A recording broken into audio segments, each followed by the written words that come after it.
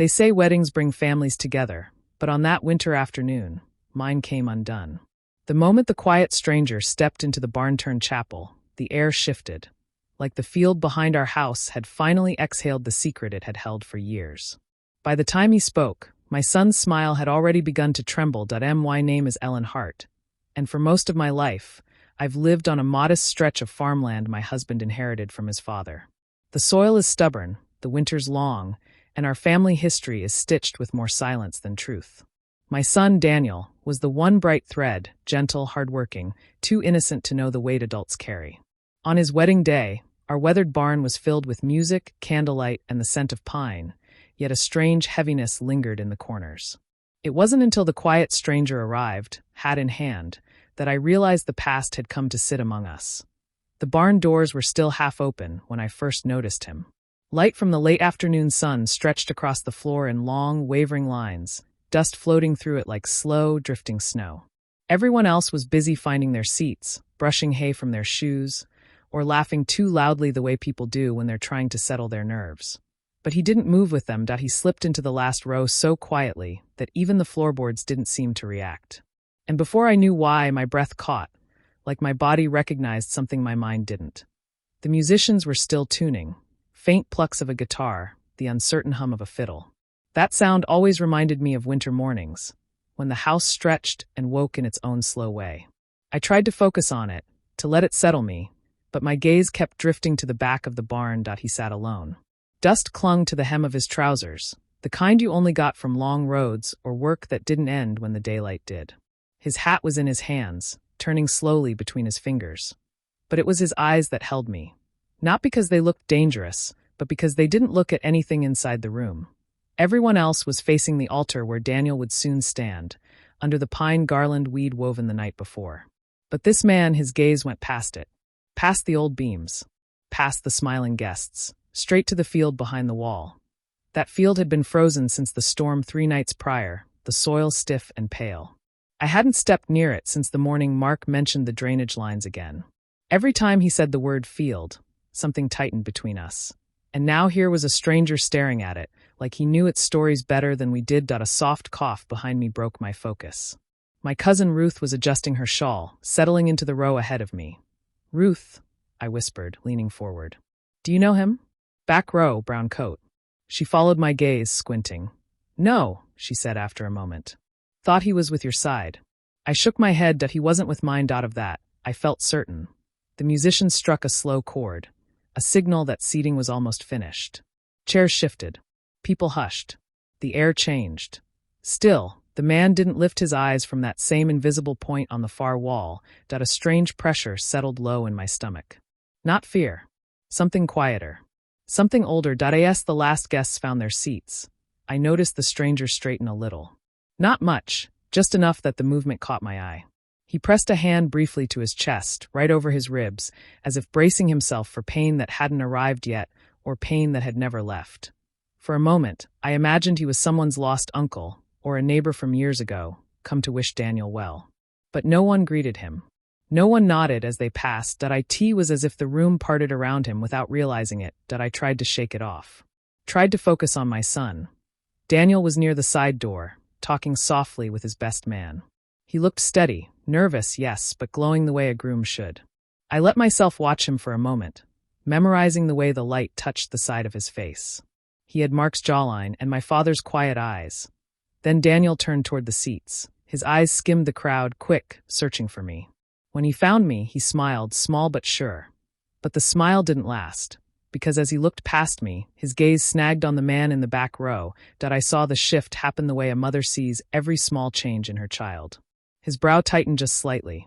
His mouth stilled. His breath caught, then steadied too quickly, the way people do when they recognize something they don't want to recognize. The stranger didn't lift his head, didn't wave, didn't acknowledge anything. Yet Daniel stared at him like he was a half-remembered face from a dream. I watched my son swallow hard before looking away. A quiet unease curled under my skin. The officiant entered then, smoothing his coat and smiling with that rehearsed, warm expression meant to settle everyone. People shifted eagerly, straightening in their seats, leaning toward the aisle where the bridal march would soon begin. But I couldn't look toward the bride. Not yet.my eyes had locked onto the stranger's again. This time, he finally lifted his gaze from the far wall. Not toward the altar. Not toward the door. Toward Daniel. And there was something in the way he looked at my son. Something so raw, so quietly aching, that it almost felt indecent to witness that it wasn't recognition. Not exactly that it was longing, a soft, grieving kind of longing that made no sense to me, that I found myself gripping the edge of my seat, knuckles pale. Why would a man my son didn't know stare at him like that? Why would someone who claimed no connection to us sit through a wedding rehearsal with dust on his sleeves? And grief in his eyes? The musicians shifted into a slow, familiar melody, the one Daniel chose because it felt like home. But suddenly, nothing felt like home. Not the barn. Not the warmth in the air. Not even the field outside, silent and waiting beneath its layer of frost, that a thought I didn't want crept into the back of my mind, whispering with the cold clarity only unwanted truths carry. What if this man wasn't here for the wedding? What if he was here for us? The guests began turning in their seats as the first notes of the processional drifted through the barn. Faces brightened. Murmurs softened. The doors at the far end eased open to let the bride step into the light. But all I could do was sit frozen, heart ticking too loudly in my ears, eyes locked on the stranger who hadn't moved since he walked in. He watched my son like someone waiting for a moment that had been owed to him for years. And in that quiet, breathless instant, as music filled the room, one question settled heavy and cold at the back of my mind. The cold hit me the second I pushed the barn door open, sharp, clean, the kind of cold that carries every sound a little farther than it should. The caterers were unloading crates from the back of a van, their breath rising in soft white puffs. But I barely noticed them. My eyes went straight to the field, it stretched out behind the barn like an old memory someone had tried to bury under snow. Pale ridges. Long shadows. A quiet that felt too heavy for something made of dirt and ice. I told myself I'd stepped out to help, but the truth was simple. I needed air. I needed distance from the stranger. From the way he looked at things that weren't meant to be looked at. The field had always been a part of our life. Work, harvests, seasons marked by the weight of the soil. But winter made it look different. The snow smoothed everything out, gave the land a kind of eerie mercy, hiding every line my husband had carved into it over the years. I stood there, holding my coat closed with one hand, listening to the wind scrape across the barn siding. The caterers kept talking behind me, something about missing napkins, something about stacking trays, but their words felt distant. All I could hear was the quiet, familiar quiet, unwanted quiet. It had been years since I'd let myself really look at that field. Not since the night Mark came home soaked through, mud up to his knees, breathing hard like he'd run the whole length of the county. He said he'd been turning the soil before rain. But even then, the words felt thin. Unsteady. A man doesn't prepare for rain at midnight. Not with trembling hands. The memory rose in my throat like cold water.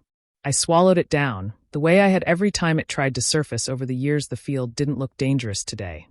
Just lonely, just frozen, just waiting. I wrapped my coat tighter and turned away before it pulled me into another memory I wasn't ready to face. When I stepped back into the barn, the warmth wrapped around me in a slow wave, music drifting faintly from the speakers, someone laughing too loud, the shuffle of chairs being set straight, normal sounds, safe sounds, but he was there. The stranger stood near the east wall, in front of the old framed photograph we'd hung years ago. A panorama of the farm before the barn was restored, before the fences leaned, before life pressed down on all of us a little harder than expected. He didn't touch the picture. Just stood there, studying it with a stillness that felt deliberate. Reverent almost. I froze halfway down the aisle. No one else seemed to notice him. Just another guest, standing too far from the punch bowl to draw attention. But something about the way he tilted his head, the way his gaze was fixed on the field in that photograph, made my stomach fold in on itself. I watched his hand rise slowly, almost unconsciously, to trace the air near the image, right over the northern edge of the field. The part that sloped down toward the tree line. The part Mark always avoided discussing. The part he'd been working that night. A soft creak came from the floorboards as I took a step closer. The stranger didn't turn, didn't shift. Just kept staring at the picture like it held an answer he'd been chasing for years. Behind me, someone dropped a fork. A child giggled. The bride's sister was complaining about her hair. All the everyday noise swirled around him, but he didn't move. I couldn't shake the feeling that he was remembering something. Or searching for something. Something buried too deep for the rest of us to see. I stood close enough now to read the small caption under the photograph. Hart Farm, 1984. The year Mark's father died. The year the property passed to us. The stranger leaned in just slightly, shadow falling across the frame. The muscles in his jaw tightened, a small, barely there movement. Like something in the image hurt to look at. My breath thinned, that he wasn't just admiring an old photograph. His gaze kept pulling back to the far right corner of the field. The same spot I'd avoided looking at for nearly 2 decades. The same spot Mark had dug through until rain turned the soil into dark, clinging ropes. That I suddenly felt 14 again, standing at my own mother's table, listening to adults talk in hushed tones about things not meant for children's ears. That same quiet dread curled under my ribs now that I took another step, slow enough not to draw attention. Still, he didn't turn. He whispered something then. Too soft to catch, but it carried the tone of someone speaking to a ghost. Someone asking a question only the dead might answer. My heart kicked hard against my ribs. Why was he looking there? Why did he know to look there? And why did his face soften? Not in fear, but in grief, as he stared at soil he'd never worked and land he shouldn't recognize. The music shifted to something brighter, livelier. People began gathering near the front as the officiant announced the ceremony would start soon. But the stranger didn't move. He just kept staring at the land in that photograph like he knew exactly what lay beneath it. I backed away before he noticed me watching. My hands felt cold, even in the warmth of the barn. The noise around me rose again, chairs scraping, dresses rustling, people smiling. All the signs of a happy day, but something in me stayed fixed on the field. On the memory of mud under Mark's nails. On the stranger's quiet, searching eyes. For the first time in years, the question I'd buried just as deep as the winter soil pushed its way back to the surface. What happened in that field the night he said he was only turning the soil? And why did this stranger look like he already knew the answer? The wind was barely a breeze that morning, just enough to move the petals scattered across the aisle.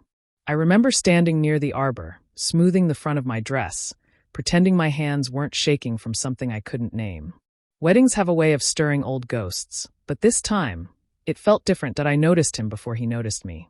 A quiet man standing alone near the last row of chairs, as if he'd been dropped into the crowd rather than invited to it.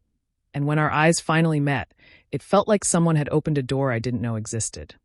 The morning had started gently enough.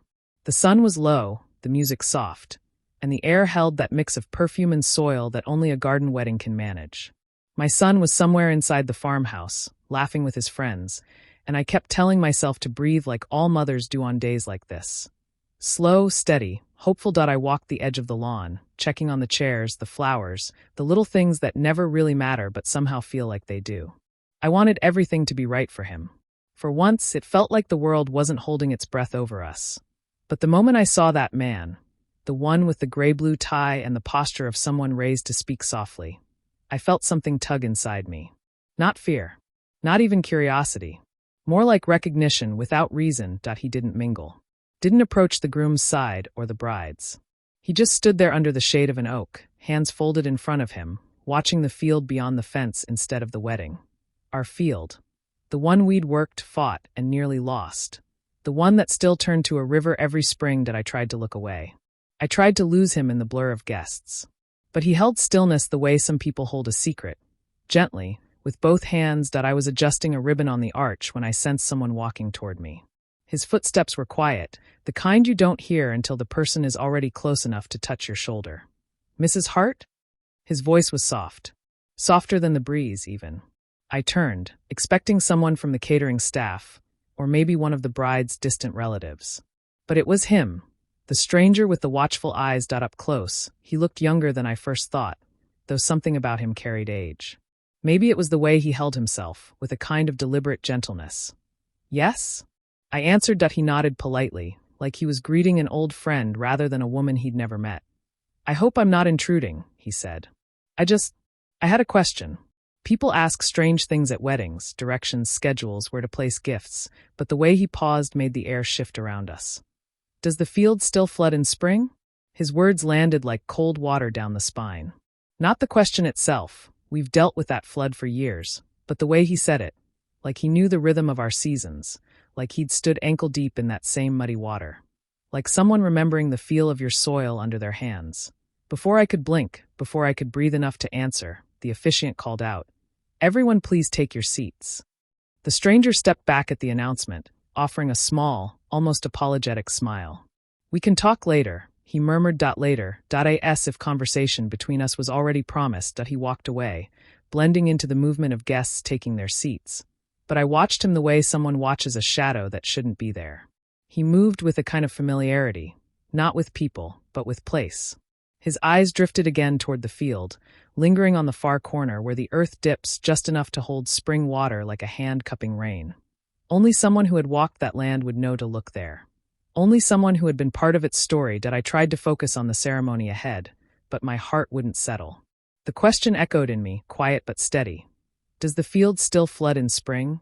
There are things you live with long enough that they become part of your bones. That flood was one of them. As the guests murmured and shuffled into their chairs, I found myself searching for the stranger again. For the way he held his hands. For the way he spoke my name. But he'd already taken his seat at the far end of the aisle, half hidden behind two guests who didn't seem to know him either. Yet his presence pressed against me like a memory trying to surface. As the music began, and my son stepped out into the warm, bright silence, everyone turned toward him. Smiles rose like sunlight on faces all around me. But mine faltered for a moment. Because in the corner of my eye, I saw the stranger tilt his head, watching the field instead of the bride, his expression soft and almost mournful. Like he wasn't attending a wedding. Like he was returning to a place he once left behind. The ceremony would go on. Vows would be spoken. Hands would be joined. But all I could feel was that question settling into me like a stone dropped into still water. The barn was warm with lantern light, all golden flickers and soft dust drifting in slow curls. Guests whispered in pew-like rows, their breath fogging faintly in the pockets of cold that clung to the rafters. My son stood beneath the arch we built from old oak limbs, steady shoulders, polished boots, hands folded together like a prayer he wasn't sure he could keep. But even from where I sat, I saw it. His eyes weren't on the aisle. They were fixed on the far back corner of the barn, where one man stood in a shadow that the lanterns never seemed able to reach. And Daniel, my unshakable boy, was afraid. Weddings aren't supposed to feel like this, like a held breath that no one wants to release.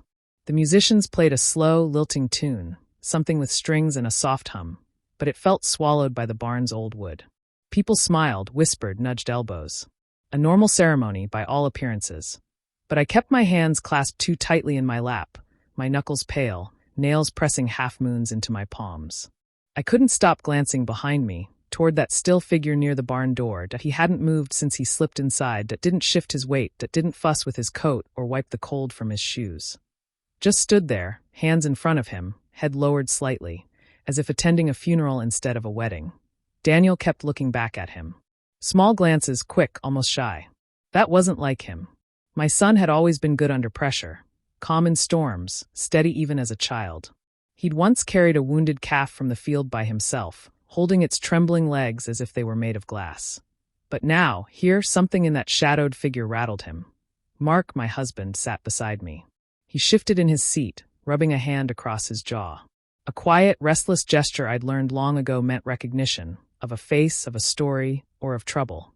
The vows hadn't even begun, and already the air felt different. Too tight, too full of things unsaid. When the music shifted, everyone rose.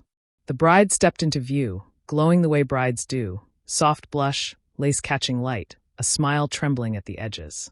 The guests made a collective sound, a gentle sigh of admiration. Everyone watched her. Everyone except Daniel. His eyes flicked to her only for a heartbeat, then back, again. To the man in the shadows that I watched his throat tighten as she reached him. The officiant cleared his voice and began, speaking warm words about love and seasons and the quiet work of building a life together. It should have washed over me like comfort, but my gaze kept drifting between my son and the uninvited figure who refused to look away from him. When it came time for Daniel to repeat his vows, he drew a breath too sharp to hide. I, Daniel Hart, except the words didn't come out smooth, they broke, just slightly. His bride squeezed his hand. A soft, reassuring gesture. I saw her thumb stroke his knuckles, grounding him the way she had through exams, through job changes, through the small, uncertain corners of life that he tried again. I, Daniel Hart, take you. But his voice wavered, enough that guests exchanged glances. Enough that a hush fell heavier than before. He swallowed, eyes darting, just once, toward the back, toward that still, silent man, and something cold settled in my chest. Fear, but not of danger, fear of truth. Truth has a way of showing up in the middle of joy, uninvited, unavoidable. Mark leaned closer to me, his voice barely a breath. "Ellen, do you see him?" "I see him," I whispered back. But what I didn't understand was the flicker in Mark's face. Recognition, yes, but also dread. The ceremony went on. Words passed. Rings were exchanged. The bride's voice held steady, her vows soft, full of light. She didn't notice Daniel's glances, or maybe she did and chose to trust his tremor into stillness. But the stranger, he never moved.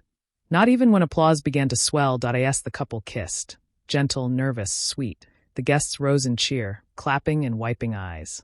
I stood with them, but my hands barely made a sound. I was watching the back of the barn. And for the first time that entire ceremony, the stranger lifted his gaze and met Daniel's eyes fully. Daniel froze. Not visibly, not enough for anyone else to see. But I know my son. I know the way his breath changes when he's bracing for something he hoped would never come. Mark's hand tightened around the back of the pew. He didn't clap, didn't smile. Just stared at the man as if he were watching a story he'd once buried rise from the earth beneath us. There was history here. Not mine, not the bride's. Not even Daniel's alone. Something deeper, older. Sharp enough to tear through a wedding day without saying a single word. When the ceremony ended, the barn erupted with warmth, hugs, flowers, soft chatter. The bride laughed against Daniel's shoulder, and he kissed her hair, all the while wearing a smile that didn't reach his eyes. Mark slipped a hand into his pocket, the way he always did when preparing for a conversation he didn't want to have.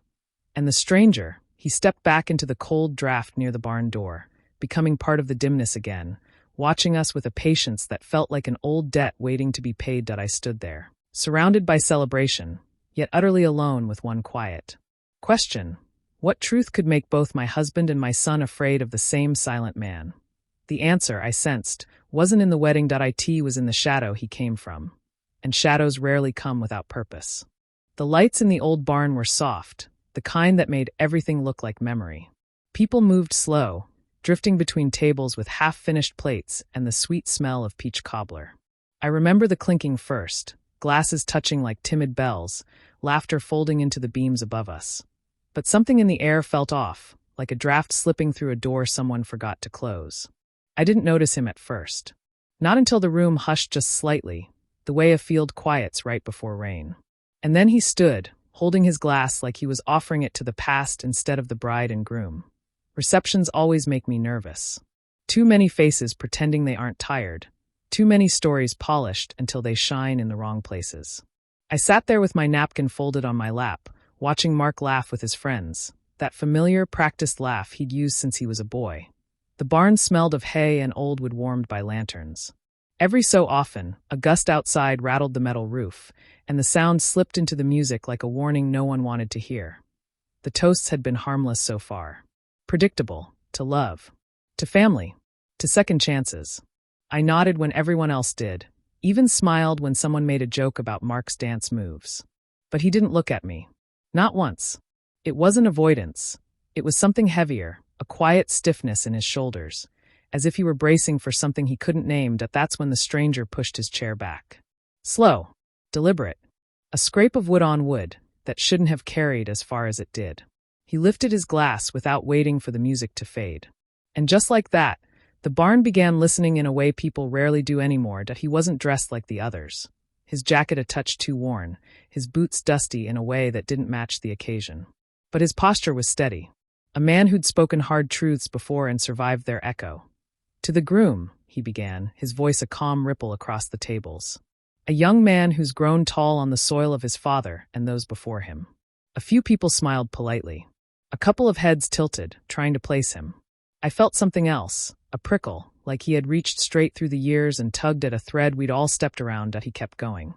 Some of us rise from land we think we understand. But the ground remembers more than we do. It shapes us quiet, in ways we don't see until the day truth calls our name. The clinking stopped. Forks lowered. Even the lantern flames seemed to shrink. I glanced at Mark. His fingers curled around the edge of his chair, knuckles paling as if he were holding on to keep from being seen. The stranger's eyes rested on him, not unkind, but unyielding, like he was offering him a choice. To listen, or to remember. People exchanged looks. Someone coughed. But the stranger didn't waver. With that, he said softly, lifting his glass a little higher, I offer this wish, that truth always come before land. A simple sentence. Gentle, even. But it dropped into the air with the weight of a stone thrown into still water. No one moved. The barn had been loud just minutes earlier. Plates clattering, guests laughing, music weaving between conversations.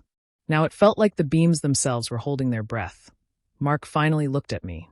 Not long, just a flicker, a moment so quick it could have been imagined. But his eyes were tight, the way they used to get when he was little, and had done something he wasn't ready to confess. I felt it then. Not understanding, not yet. Just a shift. Like the stranger had opened a door we didn't know was there. He sat down as quietly as he'd stood. No satisfaction on his face, no trace of drama. Just a man who had said what he came to say.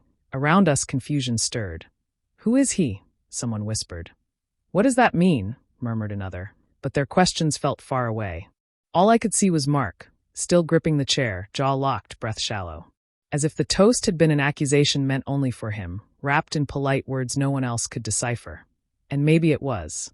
The music eventually started again, but it sounded different, thinner, wandering, like it didn't know where to land. People tried to force smiles back onto their faces, but their eyes kept drifting toward the stranger, then to Mark, then to me. I stayed seated, watching the lanterns sway gently overhead. A quiet rhythm, a reminder that some truths arrive without asking permission. Mark let go of the chair at last, his hand trembling for just a breath before he tucked it out of sight. Outside, the wind brushed against the barn doors, carrying the scent of damp earth. Soil that remembers. Soil that keeps. And for the first time since the wedding began, I realized something had been buried long before tonight, and someone had just begun to unearth it. The cold hit me first, sharp enough to quiet the noise still ringing in my ears from inside the barn. The door eased shut behind me, muting the laughter until it became nothing more than a memory pretending to be real. Out in the dark, the field opened wide, its frost-tipped grass glowing under the moon like a silver bruise. Mark stood alone near the fence line, shoulders hunched, breath rising in slow, uneven clouds. He didn't turn when he heard my footsteps. Just kept staring into the open land like it held a debt he hadn't paid yet. For a moment, I wondered if he even knew I was his mother standing there behind him. The air felt heavier than it should have for a wedding night. Not with sadness, with something older, deeper, something that had been waiting under the soil long before tonight. The music inside drifted through the wood slats of the barn, muffled and too cheerful for the silence out here. Mark's hands were stuffed deep into his pockets, the way he used to stand when he was a boy trying to hide the tremble in them. Back then, he'd come to me with scraped knees or broken toys, hoping I'd fix what he didn't have words for. Now he was taller than the fence post, broader than the man he used to be, but I could see it all the same. That tremble lived somewhere inside him still. "I just needed air," he muttered when I got close enough. His voice was thin, strained around the edges. "You left quick," I said softly. "Did his toast bother you?" He let out a short laugh, but it had no warmth. It was just talk. But he didn't lift his head, didn't meet my eyes. And the way the moon caught the tightness in his jaw told me all I needed to know. It wasn't just talk. He was afraid of that man. Deeply. Silently I stepped beside him, leaving space between us the way you do with an animal that might bolt if you move too fast. For a long moment, neither of us spoke. The fence creaked as the wind pushed against it, and Mark breathed harder, like the cold couldn't quite fill his lungs. "Who is he?" I asked, though my voice barely carried above the grass shifting around us. "No one important," he said too quickly. Too cleanly. Like he'd practiced it. "Mark." The name came out gentler than I expected, but it still struck him. His shoulders tightened, and he finally lifted his hand to wipe his face. A wound of a gesture, quick and ashamed. When he spoke again, his voice cracked. Not like someone who'd been drinking. Like someone whose ribcage wasn't strong enough to hold back the truth anymore. "He shouldn't have come," he whispered. Inside the barn, applause erupted for something. A toast, a dance, a joke. Out here, it sounded like the world clapping for the wrong moment. "Tell me," I said. "Please." He shook his head. "There's nothing to tell. He's just a face from a time I don't want to remember." The wind picked up, brushing his hair across his forehead. And for the first time in years, I saw fear settle in his eyes. Not immediate, not sharp, but buried, old, patient. I moved a little closer, close enough to see how his breath hitched each time he looked toward the barn's shadow. "Mark," I said. "That man knew your father." He looked at him like. He cut me off, shaking his head hard. "Don't." But the word wavered. It wasn't a wall. It was a splintering board trying to hold under too much weight. You can't keep pretending this is nothing, I whispered. He didn't toast for strangers. He spoke like someone digging up history. A bitter sound escaped him, half laugh, half breath. I hoped, he paused, pressing his palm to his forehead like the sentence hurt. I hoped this day would come without him. The words fell heavy between us, shifting the night in a way that made my chest tighten. This day? I repeated. You expected him? Mark exhaled a long, shaking breath, and for the first time since he was a boy, he wouldn't look at me. Not out of defiance, out of shame. I knew someday he'd show up, he admitted. People like him, they don't stay gone. Not forever. I felt something cold slide down my spine. Because he didn't say men like him. He said people like him. People tied to the land. People tied to our past. People my husband had known as a boy, and suddenly I understood. Mark wasn't just afraid of that man. He'd been waiting for him. Dreading him. Like waiting for a ghost that never learned how to stay dead. The moon slipped behind a slow-moving cloud, dimming the field until everything looked softer, older. Mark leaned heavily against the fence, head bowed, breath shaking like something inside him was giving way. I placed my hand on his arm. Not to comfort, but to steady us both. You and your father, I whispered. You both know him, don't you? Mark didn't answer right away. He didn't have to. The quiet was full enough. Somewhere in the barn, the music changed to a slow song, the kind meant for promises. But out here, it only sharpened the distance between what was celebrated and what was breaking. Mark finally lifted his eyes toward the dark horizon, where the stranger had disappeared. He was never supposed to come back, he said, and the night felt like it agreed. The land did too. The barn doors were cracked open just enough for the night air to slip through, carrying the smell of cut grass and something older. Soil turned over too many times. Lantern light spilled across the threshold, soft and golden, but it stopped short of the man standing half in shadow. People still laughed somewhere behind me, trying to stitch the night back together after his toast. But the sound felt distant, like a radio left on in an empty room. He didn't move when I stepped toward him. Didn't pretend he wasn't waiting. Just stood there with his hands loose at his sides, like he'd known this moment was coming long before I did. The reception had slipped into that uneasy place between celebration and exhaustion. Women kicked off their shoes, men loosened their ties, and the music kept trying to convince everyone that nothing unusual had happened. But the air still held his words. Truth before land. They clung to the rafters like dust. Mark had disappeared into a cluster of relatives, moving too quickly, smiling too hard. Whenever he turned, he avoided the barn doors entirely. I knew that avoidance. I'd seen it in him as a boy. When he'd break something and hide the pieces before anyone noticed the sound, I waited a while before going after the stranger. Pretended to refill my glass. Pretended to straighten a tablecloth. Pretended I wasn't afraid of what I'd hear if I walked toward him. But the pull was stronger than the fear. Something in the way he'd looked at Mark, steady, knowing, had struck a place I didn't realize was still tender. When I reached the doors, the wind pushed them wider, and the barn behind me dimmed just slightly. The stranger turned only his eyes toward me. Not surprised. Not guarded. Just ready. Evening, ma'am, he said softly, as if he didn't want the night to hear him. He reached into his jacket pocket without looking away, and for a second I thought he might pull out another riddle disguised as a blessing. But instead, he held out a small photograph. The edges curled inward, as though it had been clenched one too many times by a hesitant hand. I hesitated before taking it. The paper was cool, almost damp, like it had been carried close to the chest for years. Two boys stood in a field I knew too well. Our field. The tall grass brushing their legs, the fence line crooked in the background, the sky washed out from summer heat. One boy was unmistakably Mark. Younger, thinner, sun in his eyes. The other boy was him. You knew my son, I said. My voice barely carried. He nodded once. We worked this land together. Every summer for 3 years. The barn hummed behind us, the muffled pulse of music, the occasional burst of distant laughter. But his voice stayed steady, untouched by the chaos inside. We were close, he murmured. Closer than most boys our age knew how to be honest about. He didn't explain. Didn't need to. Something in the space between his words felt heavy enough to bend the air around us I kept staring at the photograph, tracing the shape of Mark's hand resting lightly on the other boy's shoulder. The gesture was small, almost shy. But there was trust in it. There was something warm. Something unguarded. What happened? I finally asked. The stranger looked past me, toward the dark field stretching beyond the barn. The same field from the photo, though time had carved deeper lines into it now. One night, he said, we stayed out later than we should have. Talking. About futures we weren't sure we were allowed to want. His breath fogged lightly in the cool air. When the lights from the farmhouse came on, Mark panicked. Said people wouldn't understand. Said his father would. He trailed off, jaw tightening just enough for me to see that I felt something cold settle in my stomach. I knew my husband's temper the way one knows a storm, by the way it shifts the air before it breaks. He told me to leave, the stranger continued. Told me not to come back. Said it'd be safer for both of us if I disappeared. He finally looked at me again, and there was no anger in his eyes. Just hurt that had been carried too far for too long. I didn't know if he meant it, he whispered, or if he was just afraid.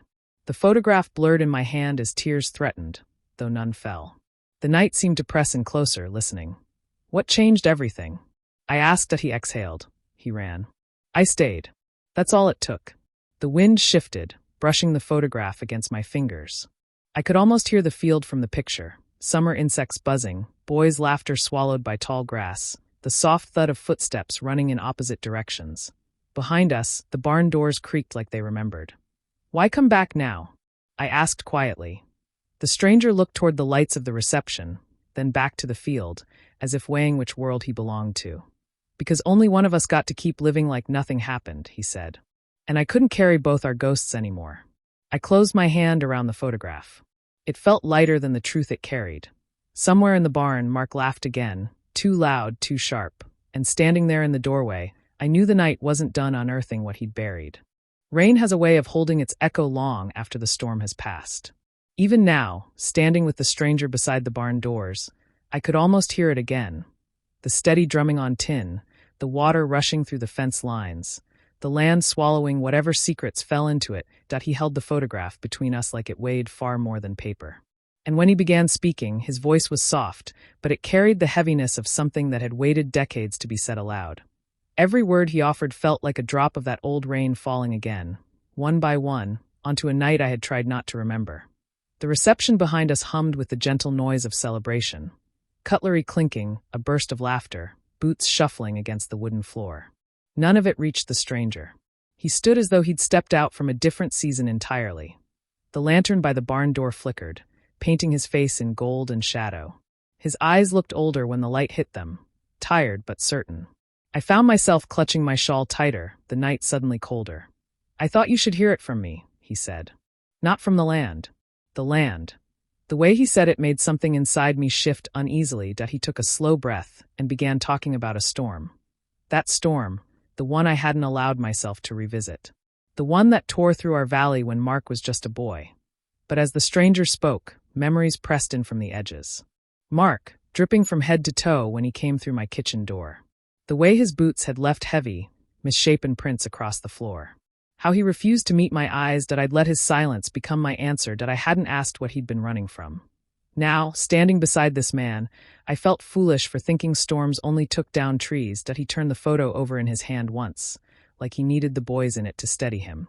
It started with the fence, he said. The wind snapped the center post clean through. My brother and I went out to help your Mark fix it.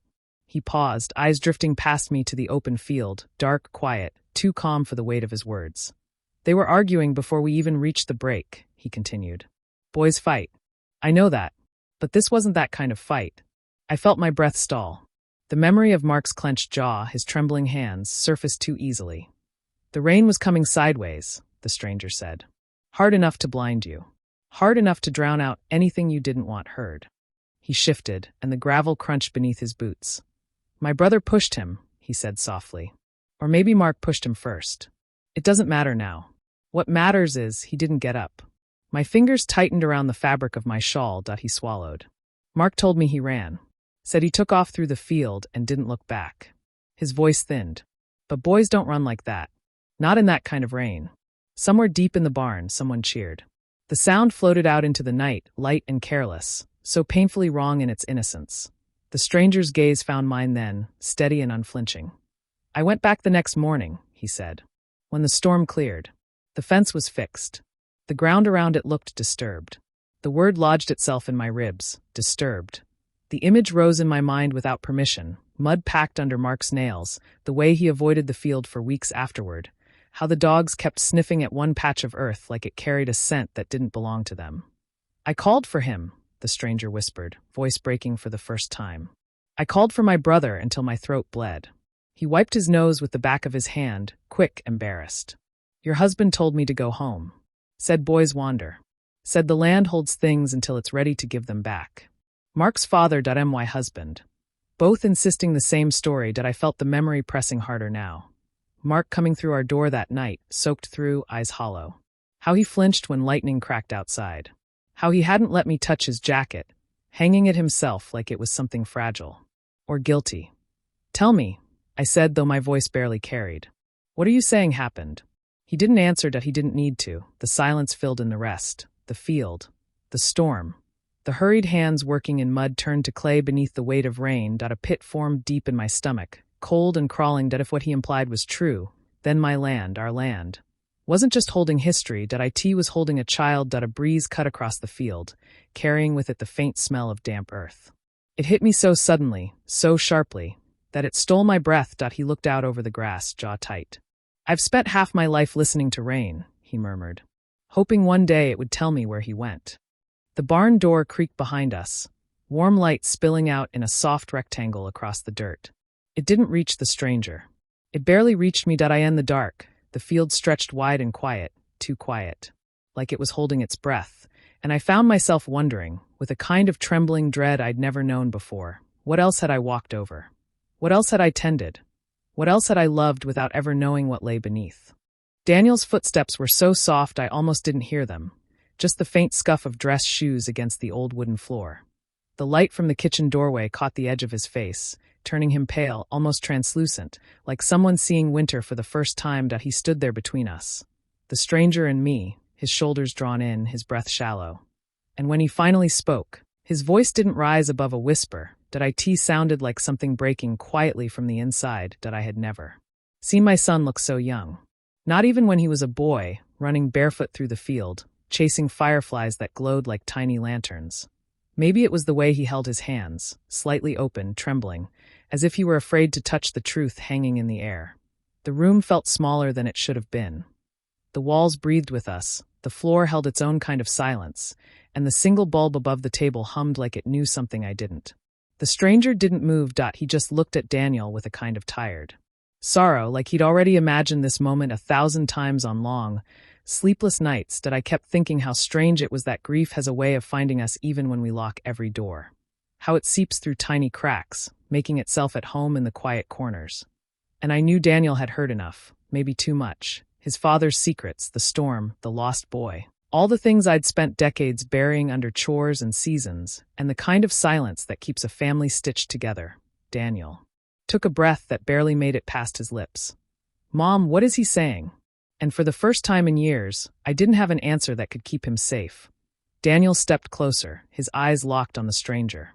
There was no anger in them. No fire, just a hollow kind of ache, the kind that grows when the ground under your childhood begins to crack. "Are you here for revenge?" he asked, voice wavering. "Or answers?" The stranger's mouth moved, but no sound came at first. He wet his lips, glanced at the window as if searching for something out in the night, and then spoke in a tone that sounded worn thin. "Neither," he said. "I've lived too long with both." His gaze drifted to the floor, to the faded rug Daniel used to build toy roads on. "I just want acknowledgement," he whispered. A name spoken out loud. Someone to say he mattered. Something in Daniel shifted. His shoulders stiffened, then dropped, like he'd been holding himself up with old assumptions that suddenly vanished. He turned slowly toward me, searching my face for a truth I'd never been brave enough to offer. "Mom," he said, "I always felt something was unfinished in this house. Like a room we never opened."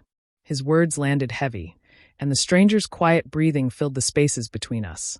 Daniel rubbed his hands together, as if trying to warm them. "Just tell me," he whispered. "What did I grow up on? What did I play on every summer?"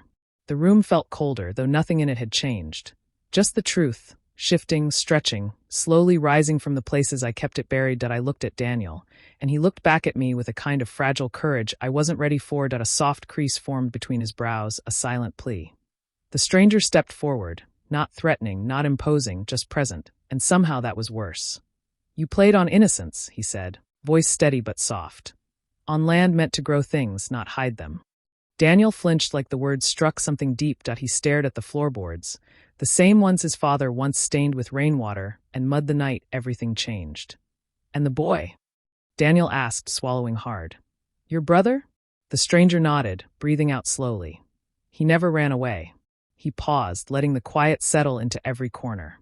My mother waited for him every night until she died. She kept his shoes by the door. Just in case. Daniel pressed his palm to his forehead, fingers splayed, as if trying to hold his thoughts in place. How does someone live with that? He murmured. How do I live with it now? I wanted to reach for him, to hold my son the way I used to when storms rattled the windows, but my hands stayed at my sides. Fear can freeze even a mother's instinct. Daniel, I whispered. But he didn't look up. He just kept staring at the floor, like he could already see the truth buried beneath it. Daniel finally lifted his head. The boy I raised was still in his eyes, but now he stood beside a man trying to rebuild himself from the inside out. He took a small step back, as if the room had become too full of ghosts. His voice was barely audible when he spoke again. I played on that land, he said. My whole life, and I never knew. The stranger bowed his head slightly, not in victory, not in accusation, but in recognition. Outside, the wind brushed against the window, carrying the smell of the field with it, that familiar earth, the same soil that had fed us, sheltered us, and maybe held someone else all along. Daniel exhaled, slow, uncertain. Mom, what do we do now? His question hung in the air, trembling like something newly unearthed. The first snow of the year always falls quietly on our land, like it's apologizing for intruding. That evening, the flakes drifted down in slow, trembling spirals, settling on the dark furrows that carved through the field. I'd walked those lines my whole life, never thinking to question why they stayed so straight, so undisturbed. But as I stood there, boots sinking into the cold earth, breath rising like smoke, I felt the truth beneath me. Heavy, waiting, like the ground had been holding its breath for decades. And Mark looked like he'd finally run out of places to hide. I found him standing near the center of the field, the same stretch of land he'd always called the heart of the property. Funny how I used to believe him. How I trusted the way he'd pat the soil with his boot and say this ground had a strong memory. Now, watching him under the soft gray of the winter sky, I realized he meant something else entirely. Snow gathered on his shoulders, clinging to the fabric of his old coat. He didn't brush it off. He didn't turn when I approached. He just stared at the furrows. Straight as a ruler, unweathered by time, untouched by the wandering patterns of plow or season. Behind us, I could hear the faint creak of the fence. The stranger stood there, his outline framed by falling flakes, watching with a stillness that made the air feel thinner. I stopped a few feet behind Mark. Close, but not close enough to share warmth. Tell me, I said softly. My voice barely carried in the open field, but Mark heard it. His shoulders tightened. Like a man who'd been walking for years and suddenly realized there was no path left in front of him. The snow kept falling. The world kept waiting. I could see it white against the growing dusk, shaking like something breaking free inside him. I thought, he began, but the words tangled, caught somewhere between confession and fear. When he finally turned toward me, his eyes looked older than I'd ever seen them, not tired, just worn down by whatever truth he'd been burying beneath this field. It wasn't supposed to happen, he said. He was just a boy. They were both just boys. The snow collected in the lines of his face, melting as it touched his skin. His hands hung at his sides, fingers curled into themselves. He went down hard, Mark whispered. One hit on a rock. I thought he'd fainted. Just fainted. I kept shaking him, calling his name. He looked past me, toward the stranger at the fence. He didn't wake up. The wind pushed a thin breath of winter across the field, carrying the scent of cold soil and something older, something that had waited patiently for this moment. I panicked, Mark continued. Storm was coming in fast. Thunder already rolling. I thought, if anyone finds him on our land, my father would lose everything. They'd say it was foul play. They'd come after us. After me. He took a step back, boots sinking deeper. I didn't mean to bury him, he said. It became the only thing left to do. The snow thickened, softening the edges of everything. Our tracks, the furrows, even the fence line where the stranger stood gripping the rails with white-knuckled hands. Mark sank slowly to his knees, like the weight of the years had finally dragged him down. He pressed his palms into the earth, fingers disappearing into the softening snow. I dug with my hands at first, he said. The storm was roaring, lightning splitting the sky. I thought it would wash everything clean. Cover the ground. Hide the mound. His voice cracked, not in a dramatic way, just small, like something quietly giving up. I was going to tell someone the next day. I swear it. But the storm, he shook his head. You remember how it rained, Ellen. You remember how long it lasted. I did.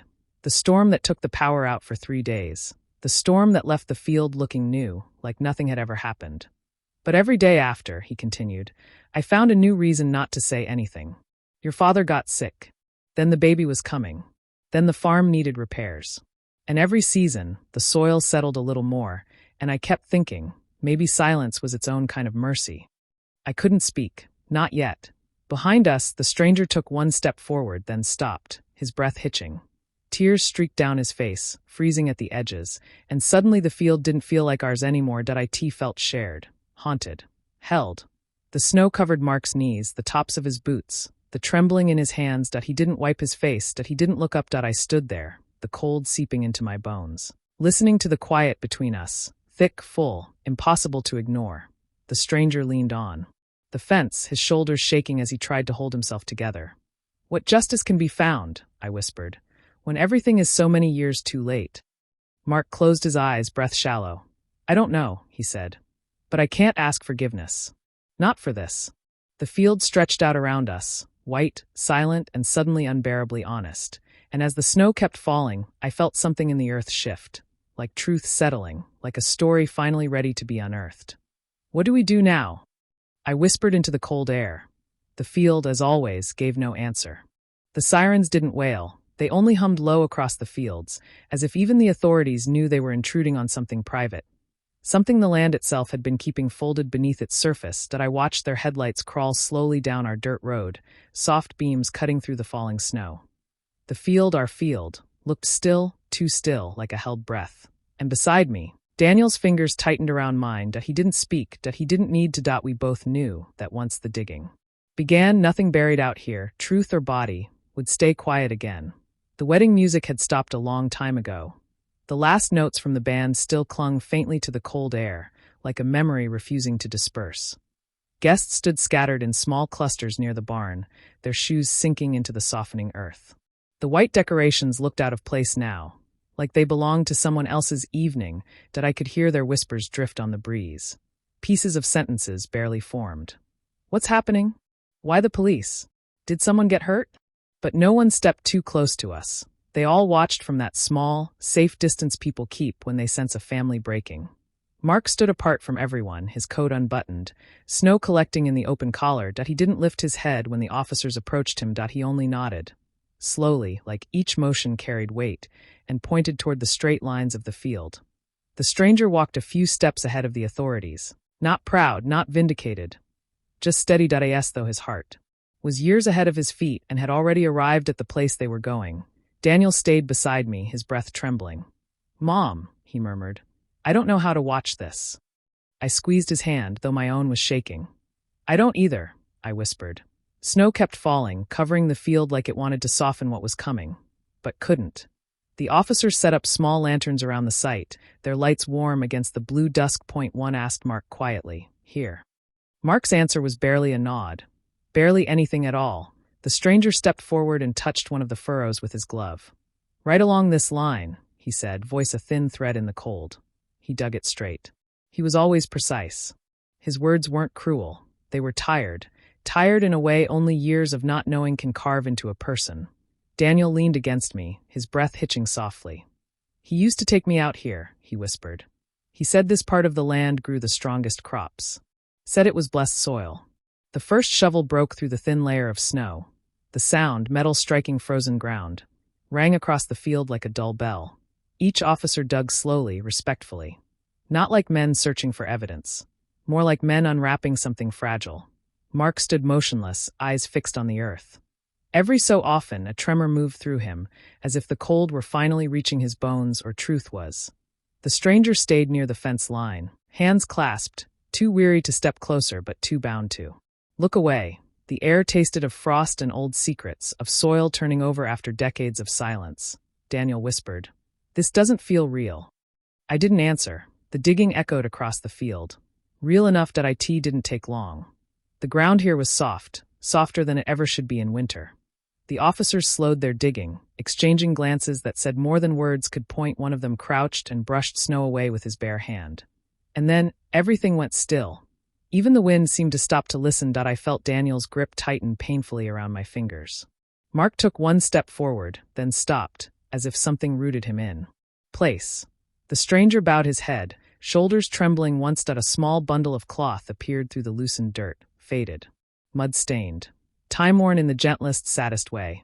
The officer touched it like a fragile relic. He whispered something to another man, who nodded and stepped aside to radio it in. But I didn't hear the words. All I heard was Daniel's breath break beside me. And Mark's knees hit the ground a moment later, soft, sinking, like the earth had finally claimed him too. The stranger walked to me slowly, not triumphant, not angry, just human. "Thank you," he said softly, "for listening. People don't usually listen when the truth hurts them."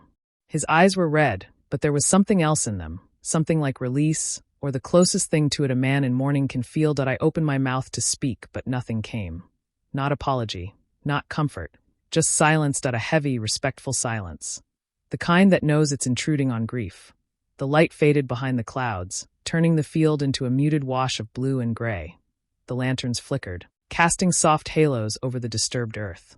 Daniel slid his arm around me, grounding me as much as he needed grounding himself.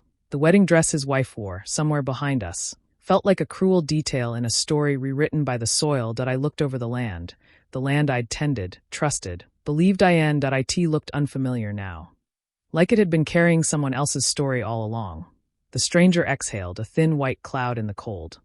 "Maybe now," he whispered, "we can all begin again." But I wasn't sure, because beginning again meant standing on ground that had stopped pretending, ground that had given back what it once agreed to hide, and I didn't yet know how to walk across it without hearing the echoes underneath.